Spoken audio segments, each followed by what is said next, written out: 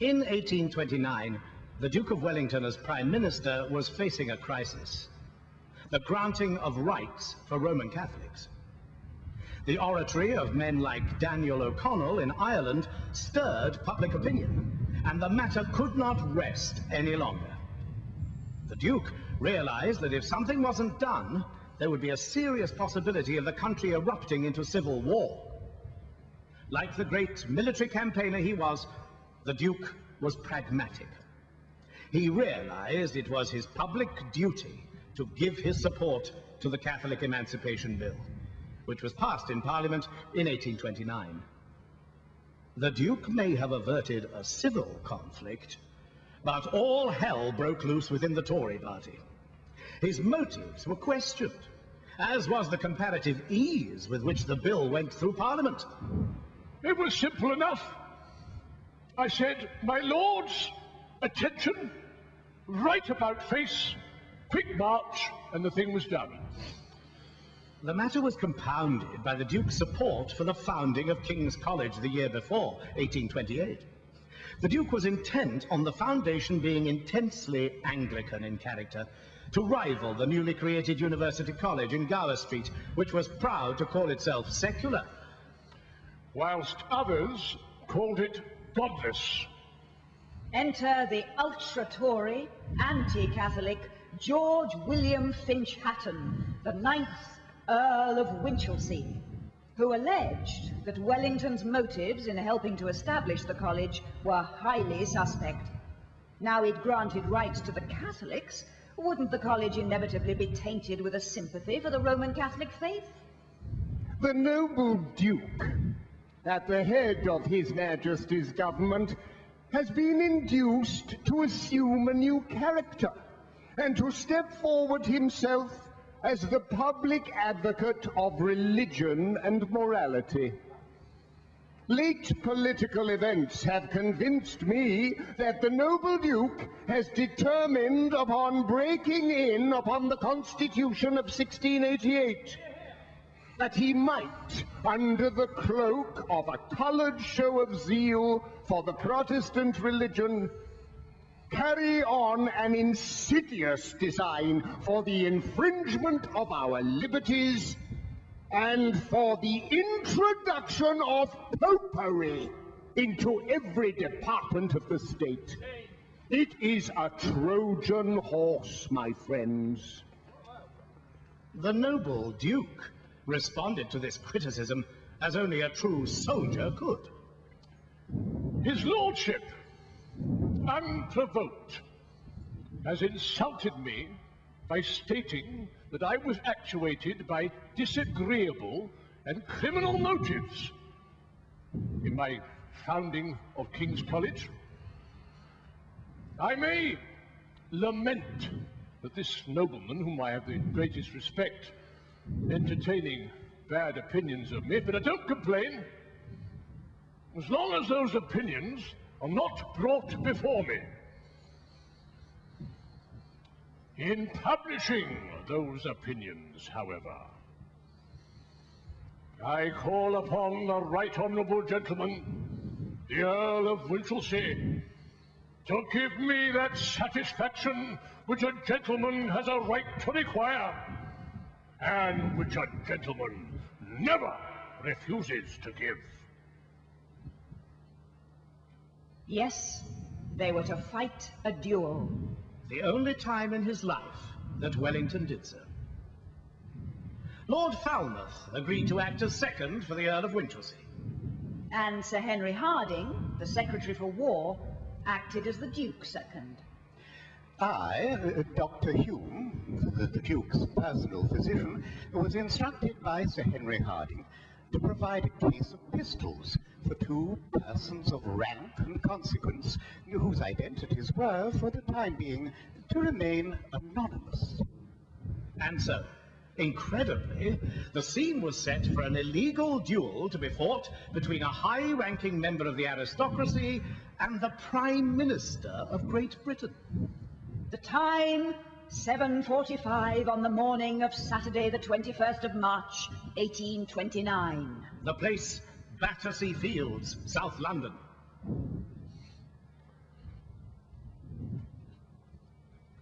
Well, Dr. Hume, you little expected it was I who wanted you to be here. Indeed, my lord, you are certainly the last person I should have expected here.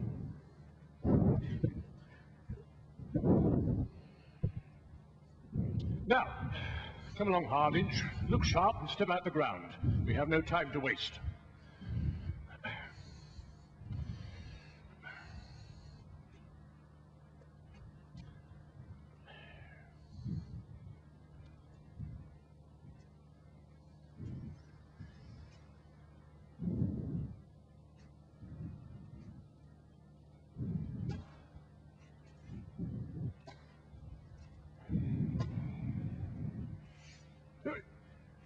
Damn it! Don't stick him up so near the ditch. If I hit him, he'll tumble in.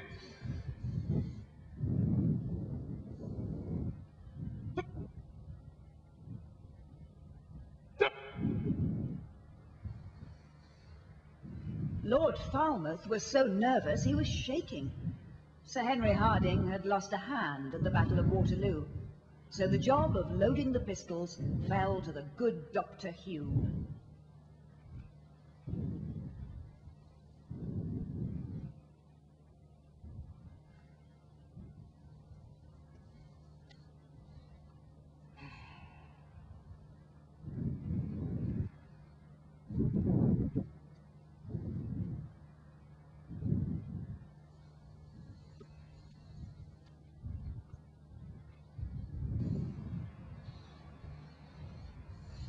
Gentlemen, are you ready?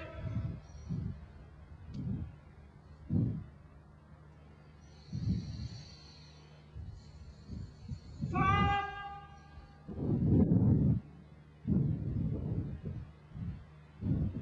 It should here be noted that the Duke was renowned for being a notoriously bad shot.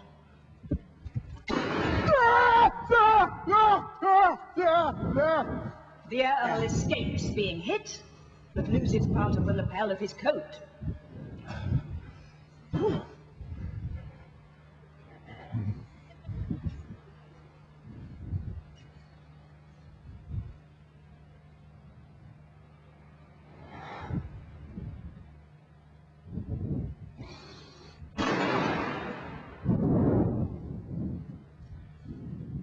Honour satisfied, Lord Falmouth is deputed to present to the Duke a letter of apology.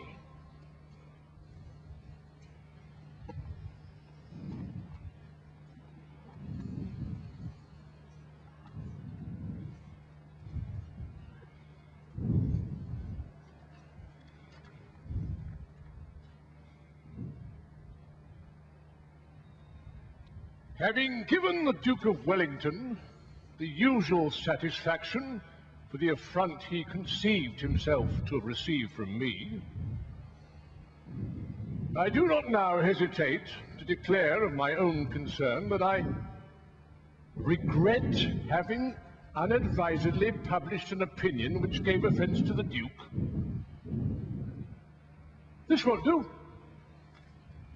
This is no apology.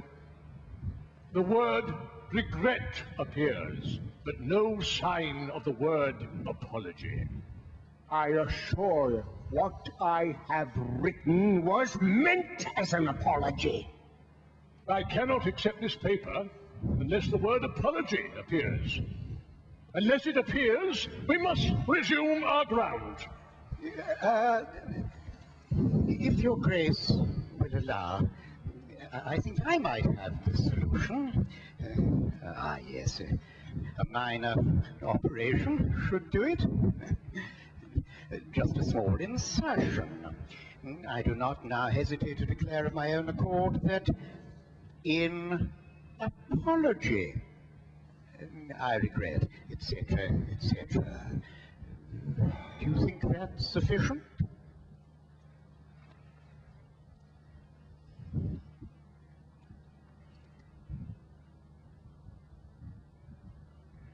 That is acceptable.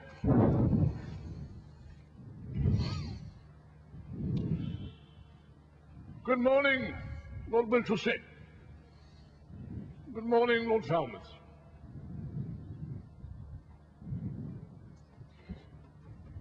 There is a tradition in the Winchelsea family that the two antagonists drove back to London in the same carriage. In the same carriage. And breakfasted together at Brooks's club. Never!